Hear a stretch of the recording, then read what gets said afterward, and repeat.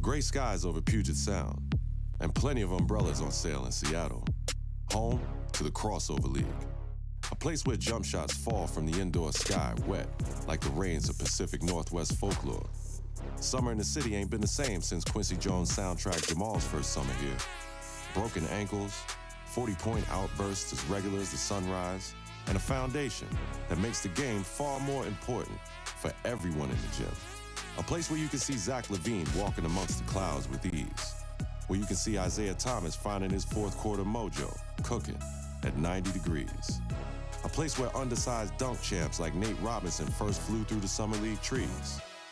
Yeah, it can get a little bit gray outside, but in the gym at Seattle Pacific University, the matchups and highlights are considered some of the most colorful in the world of summertime ball. Fluid, yet rough and tumble, just like the city it calls home. It's deeper than just a game here. Everybody wins. Everybody contributes. A real team effort for the ages. Seattle.